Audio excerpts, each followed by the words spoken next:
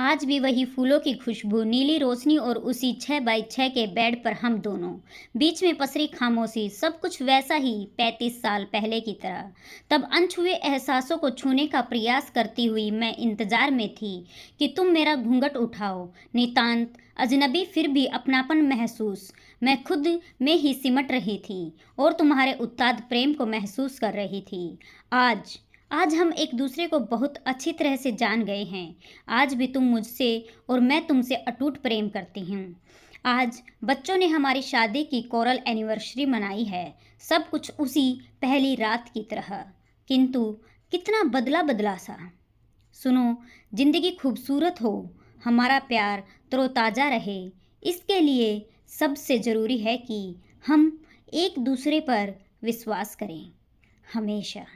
यह हमारे वैवाहिक जीवन की शुरुआत थी।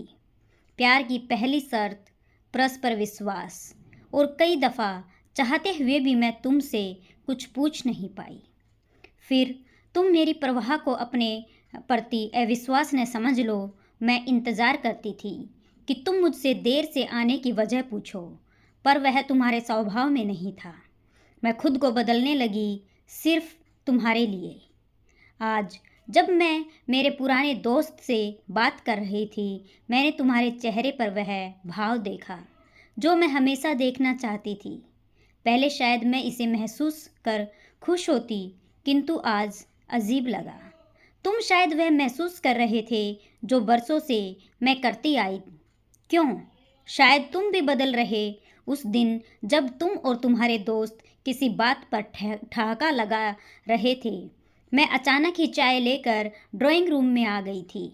बातों के कुछ पुच्छल्ले कानों से टकराकर दिल को घायल कर गए, पर तुम्हारे प्यार ने कुछ और सोचने ही नहीं दिया। मैं चाहती थी कि तुम मलहम लगाओ, पर तुम और मैं एक होते हुए भी बिल्कुल अलग थे। और शायद यह भिन्नता ही हमारे आकर्षण का कारण थी। हम एक दूसरे के पूरक थे और इसीलिए हमारी जोड़ी आदर्श जोड़ी थी। आज सोचकर हंसी आती है कि मैं कितनी नादान थी, जो चाहती कि तुम मुझे सरप्राइज गिफ्ट दो, पर तुम्हें ये बचकाना लगता। सब कुछ तो तुम्हारा है, जो चाहो ज़रूरत के हिसाब से खरीद लो। तुम्हारी यही बात मेरी चाहत को ज़रूरत में सीमित करती गई और वक्त के साथ मेरी ज़रूरतें कोने में सिमट गई। तुम जो चाहते अकेले खुद के लिए खरीद लाते। मैं चाहती थी तुम्हारी चीज़ें मैं पसंद करूं, किंतु तुम मुझे घर परिवार में थकने के बाद आराम देना चाहते थे। अब तुम चाहते हो कि मैं तुम्हारे साथ खरीदारी करने चलूं, तो मुझे अटपटा सा लगता है। सुखद दाम्पत्य जीवन इसी को कहते हैं।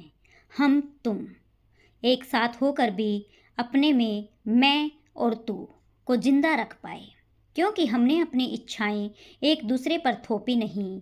हमें अपने रिश्ते में स्पेस रखनी होगी।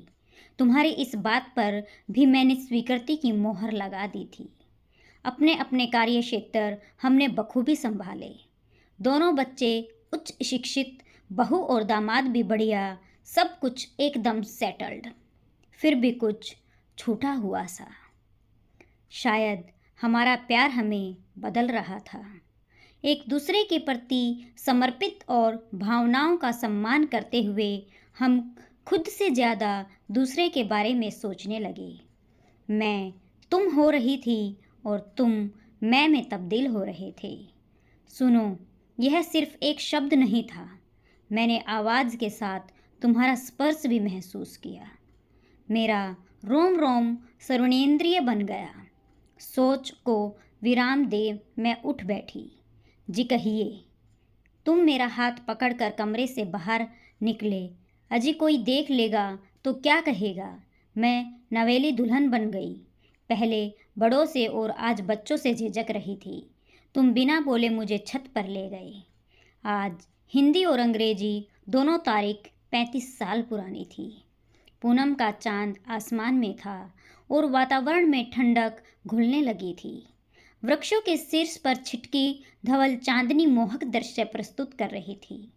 बुझ गई बुझ गई तपते हुए दिन की अगन, सांच ने चुपचाप ही पी ली, जलन आई पहन उजला वसन। प्राण तुम क्यों मौन हो, कुछ गुनगुनाओ, चांदनी के फूल तुम मुस्कुराओ। जगजीत सिंह की गजल कानों में रस घोलने लगी। मैं स्तब्ध रह गई तुम्हारा ये रूप देखकर। यही तो मैं हमेशा से चाहती रही, किंतु आज ये सब देखकर मैं खुश क्यों नहीं। तुम अचानक गंभीर हो गए।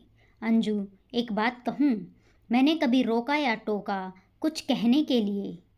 मेरा प्रतिप्रश्न सुन तुम थोड़ी देर चुप रहे, फिर धीरे धीरे हाथ आगे किया और एक पैकेट था। ये तुम्हारे लिए, खोलो। मैं निशब्द तुम्हारा चेहरा पढ़ने की कोशिश करती रही। तुम्हारा यह रूप एकदम नया था मेरे लिए। तुमने पैकेट खोलना शुरू किया। रैपर खुलने के साथ परत दर परत जिंदगी खुल रही थी।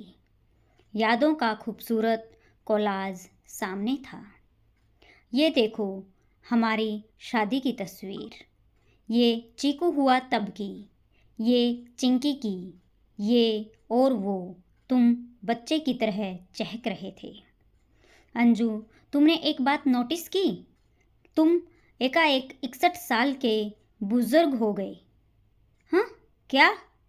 उम्र बीतने के साथ मैं महसूस करने लगा हूँ कि 35 साल पहले दो अजनबी एक डोरी के दो सिरे पकड़े खड़े थे। फिर मुझे सुनने में रुचि होने लगी। हम दोनों अलग परवरिश में पले बड़े थे। फिर हमने एक दूसरे की ओर कदम बढ़ाना शुरू किया। हम एक दूसरे की पसंद नापसंद को जानकर उसके अनुसार खुद को बदलने लगे। जी, मैंने तुम्हारे लिए खुद को बदला। हाँ, और मैंने तुम्हारे लिए। और एक दूसरे की ओर बढ़ते हुए हम भूल गए कि हमें मध्य बिंदु पर रुकना भी था। आज हमारी डोरी का सिरा बदल गया है और दूरी वहीं की वहीं। वाह, इस तरह तो मैंने सोचा ही नहीं। अब सोचना है और खुद को बदलना है। मेरे या तुम्हारे लिए नहीं, सिर्फ हमारे लिए। हम दोनों एक साथ बोल पड़े। आसमान में पूनम का चांद मुस्कुरा रहा था। आपको यह छोटी सी कहानी कैसी लगी? अच्छी लगी हो तो लाइक और शेयर ज़रूर कीजिए। ये हम सब की ज़िंदगी में ऐसा ही होता है। अपना प्यारा सा कमेंट ज़रूर करें। अगर आप मेरे चैनल पर पहली बार आए हैं तो चैनल को ज़रूर सब्सक्राइब करें और अपनी राय कमेंट बॉक्स में ज़रूर लिखें।